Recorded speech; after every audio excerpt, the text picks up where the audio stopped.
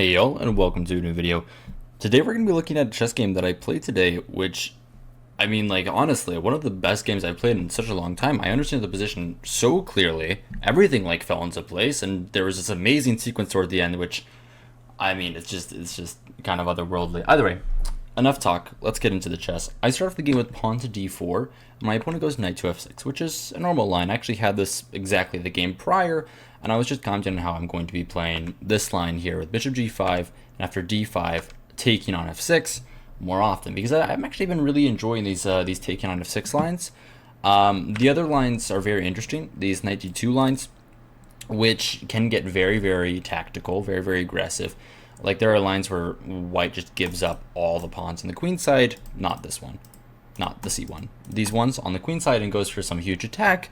But I decided, okay, I don't really understand those lines perfectly well. I kind of want to stick with stuff that I know right now, and then eventually I'm going to try and branch off to the more aggressive stuff. Either way, so taking on f6 is a line, and my opponent goes with the main move of e takes f6.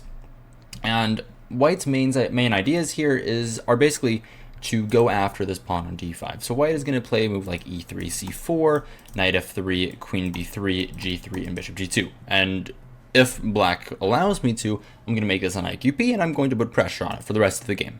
That's what's going to happen. So I play e3, my opponent goes c6, and I play the move c4. And now the move here that gives black good play, that gives black pretty good play, is taking on c4. This is the main move. This is the main move, hands down. This is the best move in the position. And the point is that if you don't do that, if you play a different move, which many people play, even at this level, many people play, like my opponent plays bishop d6, which is already a bad move. I don't care what the engine says. This is a bad move. You get into a pretty difficult position to play for black, and a very, very easy one to play for white. And with the inclusion of dc4, now white is unable to create an IQP for an isolated queen's pawn for the black side, and we get chess. We have to play this position. It's a little bit awkward. Black is the bishop pair, but yeah, it's playable. I don't like this as much, but you know, we play what we can. Instead, my opponent goes bishop to d6. Already a huge mistake by my standards. You really should be taking the pawn on c4, and after cd5, it's just time to go to work. Also, if you can't tell, my opponent has already spent like 30 seconds in the opening, so he does not know what he's doing. And I can simply play the move knight to c3 without really any problems. Bishop to b6 defending. Queen to b3 looks like a fork because it's attacking both the b7 pawn and the pawn on d5. Unfortunately, it's not. Like, my opponent doesn't have to do anything here. Like, you can just play knight c6. This is the top engine move. I can't take this pawn because there's problems on the b file, and I can't take this pawn because there's problems with the pin in many lines. So it's a little bit tactical here, but just so you know, I can't take the pawns, and that's why you probably should move the knight, probably to d7 or to c6, going for some attack, like here maybe, or just trying to go with the immediate rook to b8 and rook to b2 if I take on b7. Instead, my opponent goes a little bit crazy and plays a move that's objectively bad, which is very nice for me. He plays the move pawn to b6, which is a huge over-exaggeration of the position. I can't take this pawn. I can't take this pawn, even though I would like to, because if I take this pawn, as you can see, bishop d5, queen d5, he always has this move, bishop to b4 check, the queen is hanging, I lose the game. So that's why I can't take that. But this move pawn to b6 is such a huge problem, because my main idea in this position is to go pawn to g3 and bishop to g2. And by playing pawn to b6, you've basically allowed my bishop a huge diagonal here that he really has no way of defending. So that's what I do.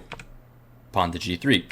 Actually, what's crazy is that it's even better to go bishop e2 and bishop to f3 at many lines. I don't know. I wasn't gonna play like that.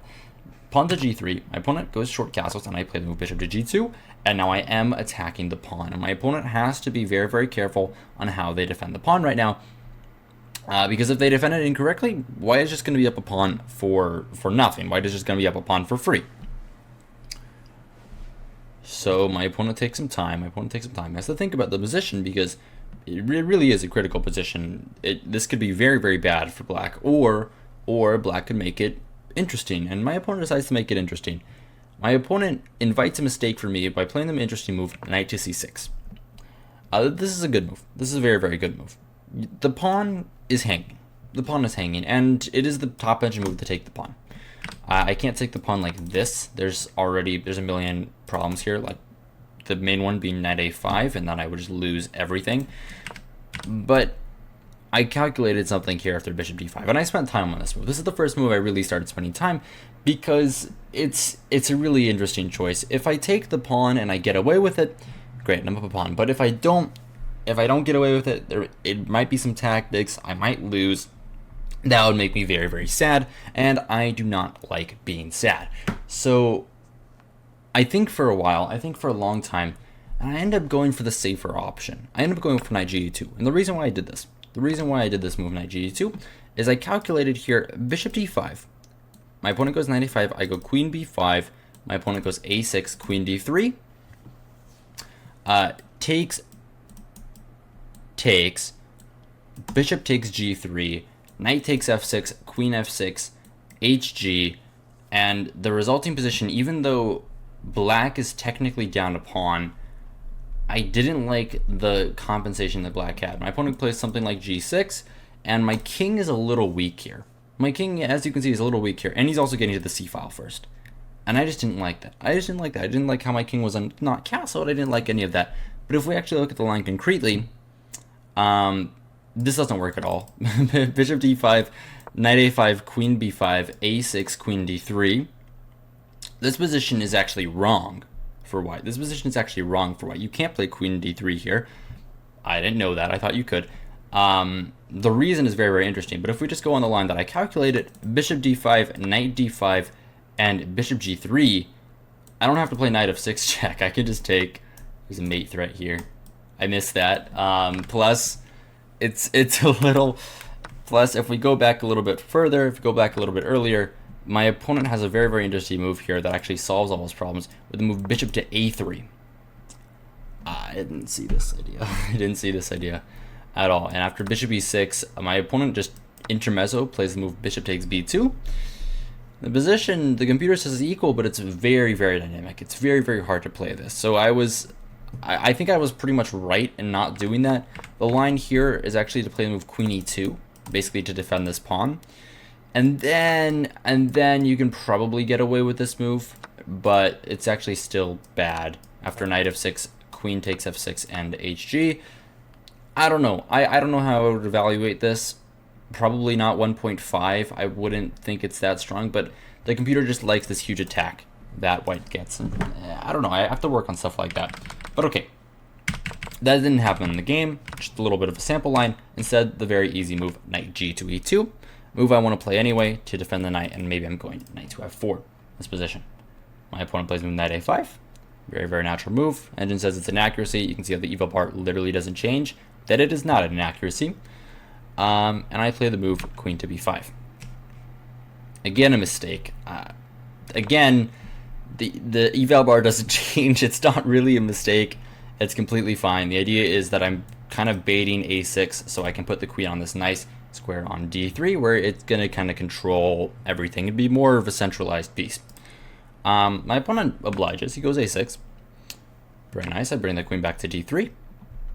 And my idea is basically, okay, I'm going to go after this pawn. I can't take it immediately. There's still this bishop b4 check here where he would be able to pick up whatever piece lands there. So I can't do that.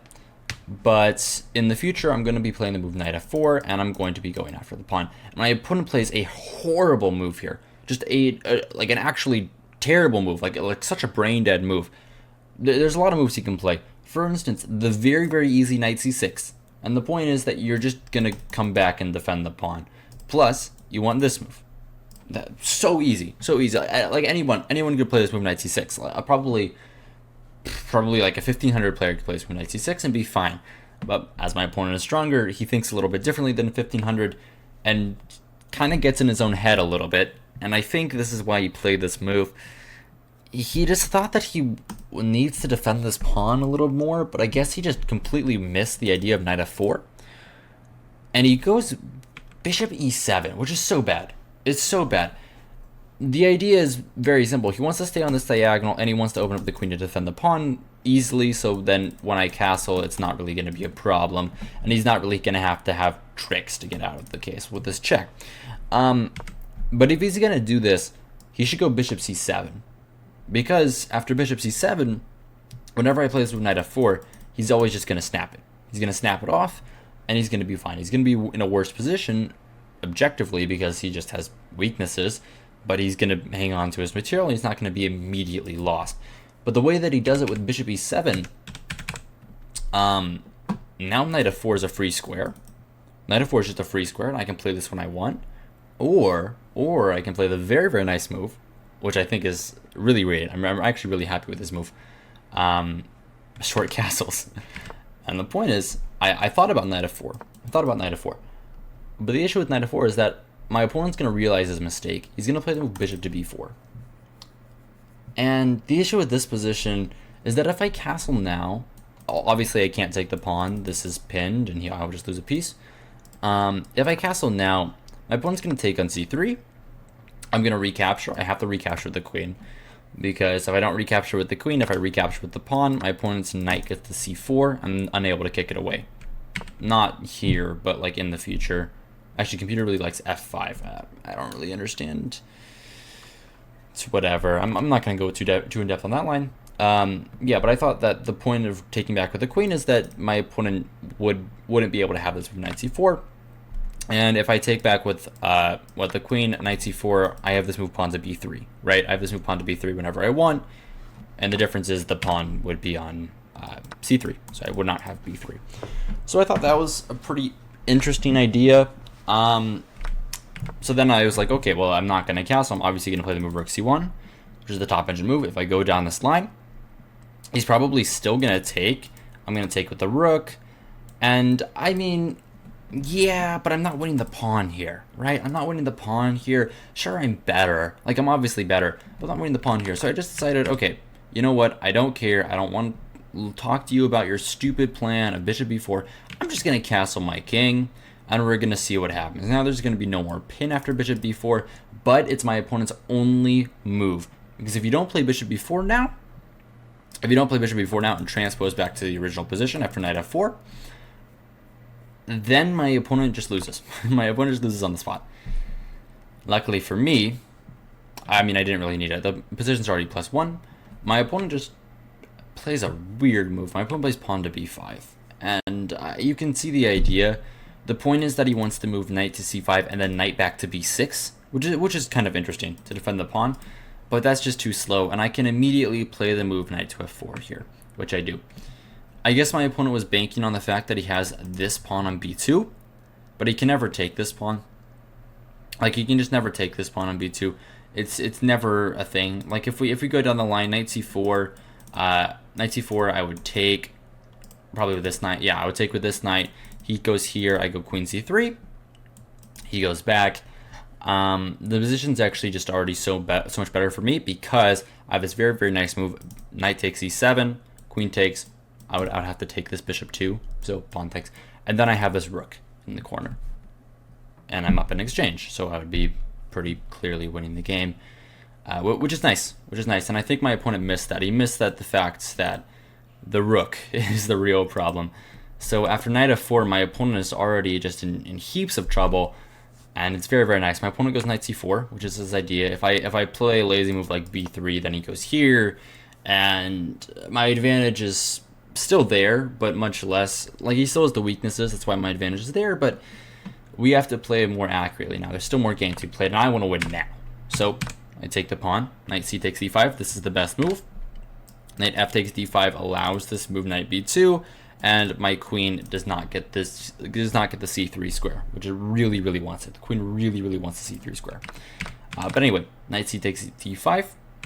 My opponent, if he decides to take on b2, this is just a losing position because I can play not the c3 square. No, my queen goes to b3, the b3 square now.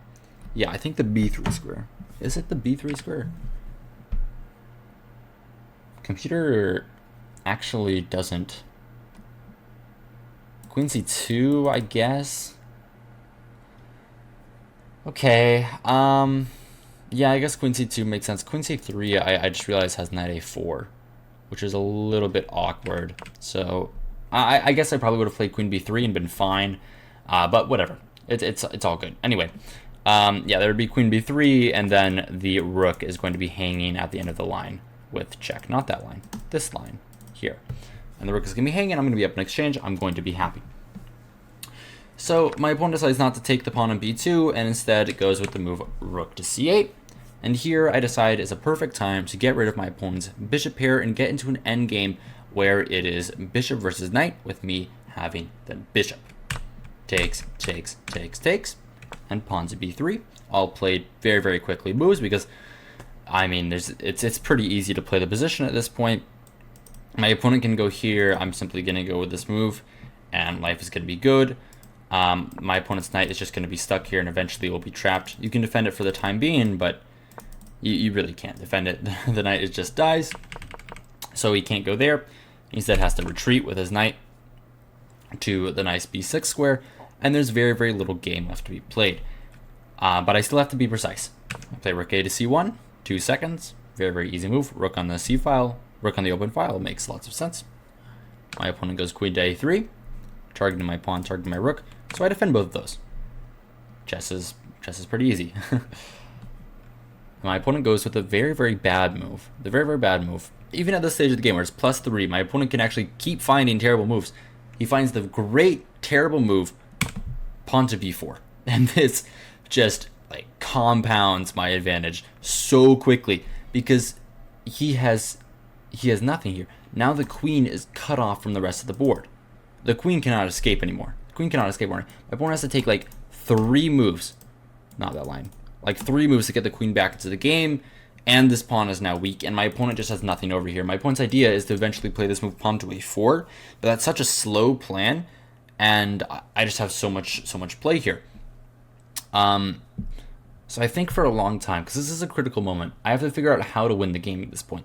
Because I'm better. I'm up a pawn. But I have to figure out how to win the game precisely. And the computer has very interesting ideas along the lines of bishop h3 and going after this pawn. Like actually there's the line rook c8, which I didn't understand at all when I looked at this one while analyzing the game. This rook c8 idea. And the point is I just go bishop h3. My opponent, if he gives up the c file, he's an idiot. I just come here. So my opponent probably has to play the move f5.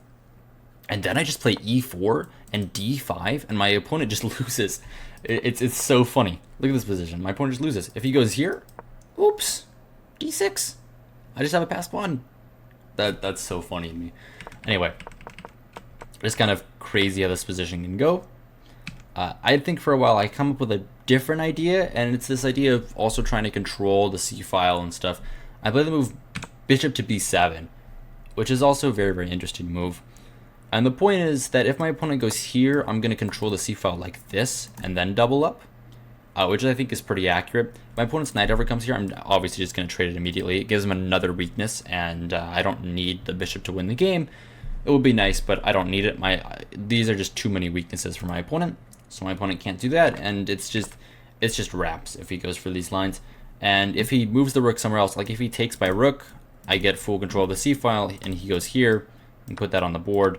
I was kind of expecting this line, but I would simply go rook c7, queen c2, put pressure on this pawn eventually. Maybe I'm going to go after the king. I can even like sack this pawn in some lines. And my opponent should just be busted, which was pretty accurate, a good idea by me.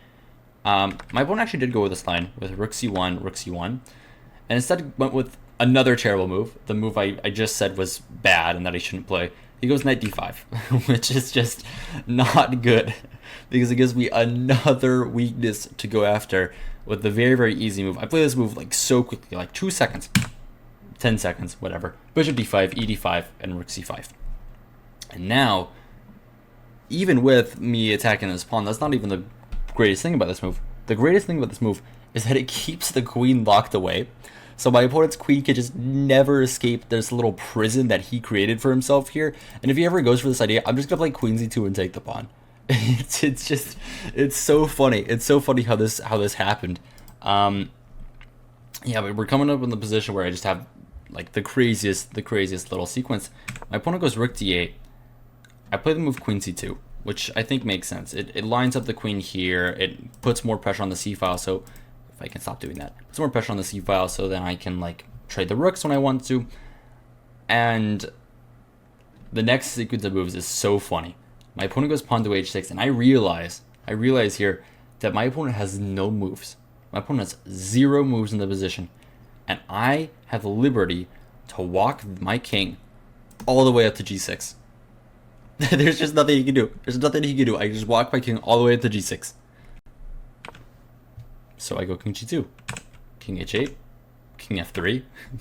My opponent goes pawn to a5. He's like, what is going on? I have to do something immediately. So he's trying to go for this move, pawn to a5. I just keep walking the king to g4, pawn to a4. Okay, I take a free pawn. The queen is still in jail. The queen still has no moves anywhere that it can go. My opponent goes rook a8, and here's the last point that I actually have to calculate something, is what happens if he takes the pawn. The answer is nothing good. So I just walk my king up one more square, and he has 2 answers here. If he takes the pawn with the rook, this is pretty simple. I can simply go, actually this is mate in 1. Okay, I was gonna go here. This is mate in 5, but whatever. I thought it'd be funny to go king g6. Yeah, well, rook c8 is mate in 1, so he can't do that. And if he goes with the move queen takes a4, which happens in the game, he simply drops a queen with rook c8, takes, and queen takes a4. And yeah, this is pretty much the end game. We play one more move, and after it takes on b4, my opponent simply resigns the game, as there is no point in continuing. I am up 6 points of material. I have an outside passer. He's not going to flag me here. This position is too simple. And yeah, this is a pretty cool game. I just want to share this game because of this king walk with king f3 and all the way up to h5 and just 5 moves. It's so funny. In the middle of a game, there's nothing you can do to stop my king. Either way, that's all I've got for you today. Hope you guys enjoyed. Always found this entertaining, instructive, all of the above. If you did, remember to like, subscribe, do all the these YouTubers tell you to. And yeah, that's it. Good evening and good night.